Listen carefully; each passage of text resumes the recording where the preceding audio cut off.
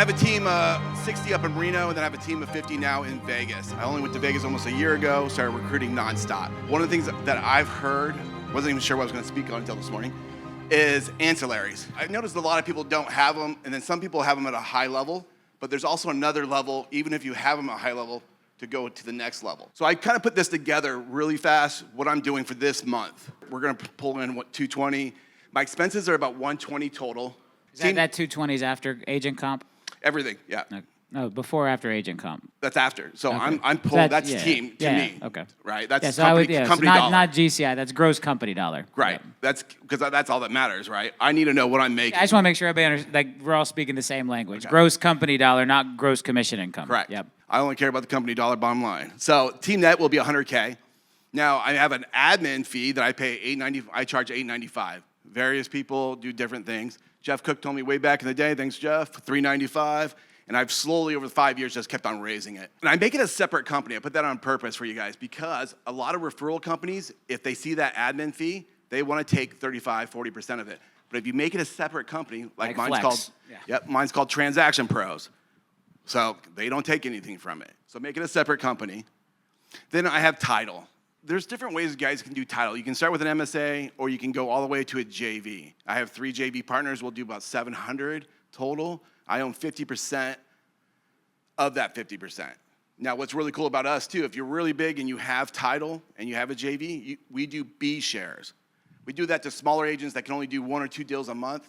Well, we give them 50% of that. So we make almost $1,000-ish because we're a title state. I know some of you guys are different. And what's cool about the B shares, they're just going to get $500-ish. They have no opportunity for it, but we're giving them an opportunity. But we're collecting 50% of that back to us. And we charge a 15% management fee on the B shares. So it's pretty lucrative by adding more people into the title business. JV, and Make sure you speak to a RESPA attorney about B shares. Yeah, already done all that. It's all legal, it's all done. But if you are in current title and you're doing really good with it, I highly suggest, even with mortgage, go seek out if there's bigger opportunities.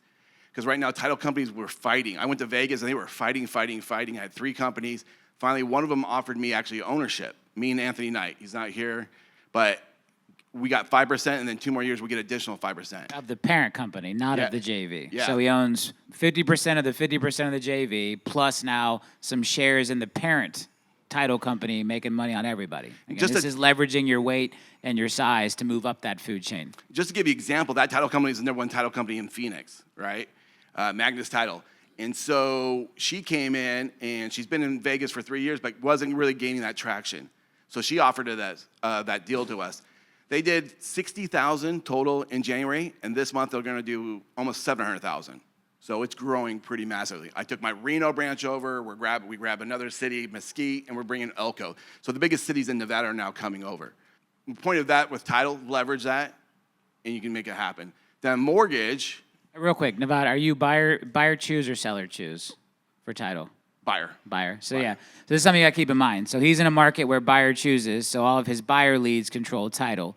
That same business in Orlando doesn't work because seller picks, and so the buyer leads don't get. So again, and I only point this out of understanding the geographic differences in some of the strategies you're going to hear. You need to be a listing heavier business if you're in a market like Orlando where seller picks.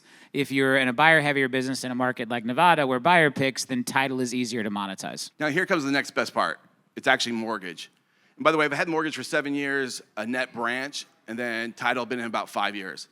Now on the mortgage side, I've been at 4 different companies in 7 years because you just learn the business. You find out there's not enough bibs to go around. Everybody has their hand in the cookie jar. So I'd rather just go straight to corporate so I get the most amount. Now on mortgage, you can see that we're going to do, it's on 6 million volume total buy side. And I drive my team. You have to be able to drive your team to use your mortgage. In RESPA compliant ways. A carrot and a stick, right? My best leads will go to those guys. There's multiple ways. I'm happy to talk offline. I know we're trying to get to lunch and stuff. But yeah, I drive competition, all types of stuff. My top 7 that give the most at bat for the month, they go into my Google local service. They go to my Google business phone numbers, my website phone numbers, which are calls coming in. So they all try to strive every month to be in that top 7 so they get those inbound. Why do I want to give them to them? Because they're using my mortgage anyway. even though that gross is 138, those expenses, they're totally up to me how I spend it. My net branch is whatever I want to do. I run my videographer through there. I run my business development person through there. I run my employees, and then they pay my lead spend. If I want to do events, right, Christmas party, award parties, they're my platinum sponsor. I'm an employee. I'm a non-producing branch manager. I don't need my LO license, right? I just run it I'm running it as like a team leader of the branch. And listen, I take a $3,000 salary from them. I don't need anything else. That's not why I'm doing it. I'm doing it so I can get my lead spend so I can buy more leads. I spend almost $100,000 just on internet leads.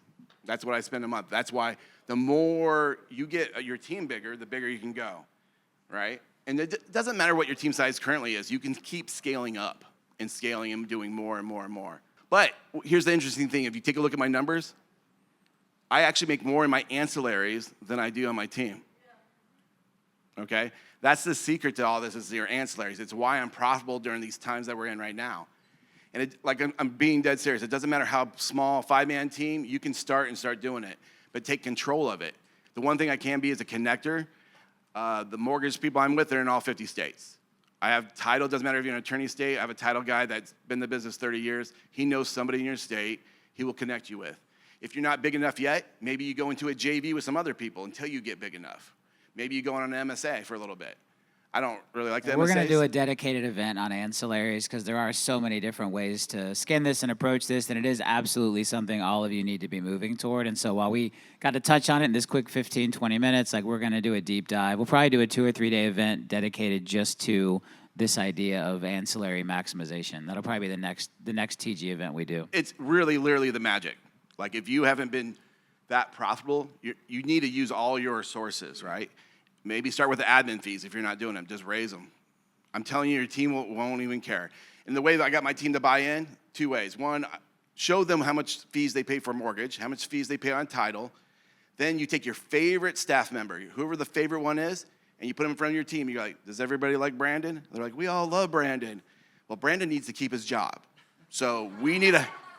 He learned this in the sensitivity training from his W-2 job at the mortgage company. Oh, you hit him with emotion, and the team's all bought in. Yeah, we can do that admin fee for him.